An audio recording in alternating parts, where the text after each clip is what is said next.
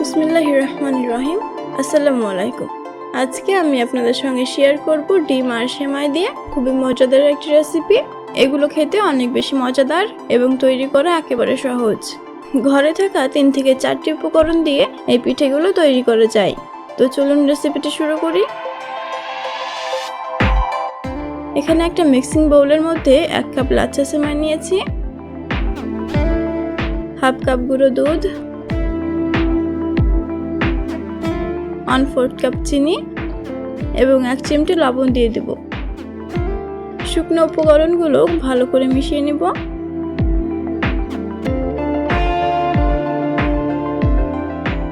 এখানে আমি 1 কাপ সেমাইয়ের জন্য একটা ডিম দিয়েছি।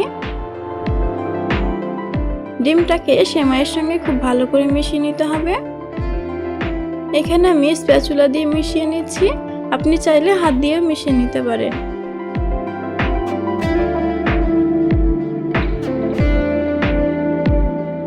মেশানো হয়ে গেলে চুলায় প্যান বসিয়ে তেল গরম করতে দিয়ে দিব।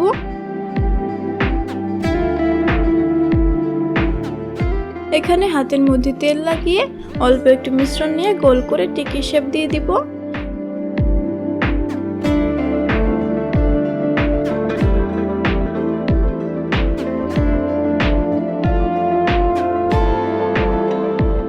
তেল হালকা গরম হয়ে আসলে একে একে পিঠাগুলো দিয়ে দিব।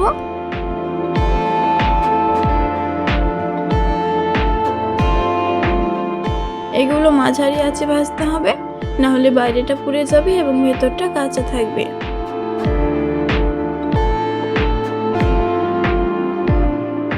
এপিট ওপিট উল্টে বাদামি করে ভেজে নিব। ভাজা হয়ে গেলে একটা প্লেটের মধ্যে উঠিয়ে নিব। তৈরি হয়ে গেল ঝটপট আর খুবই মজাদার সেমাই পিঠা। এই পিঠাটি ইফতারে অথবা বিকালে চায়ের সঙ্গে উপভোগ করতে পারেন। আজকের রেসিপিটি ভালো লাগলে আমার অন্যান্য রেসিপিগুলো ট্রাই করে দেখতে পারেন। তাহলে আজকের মতো এই পর্যন্তই। সবাই ভালো থাকবেন, সুস্থ থাকবেন এবং দেশি রাঁধুনির সঙ্গে থাকবেন। আল্লাহ হাফেজ।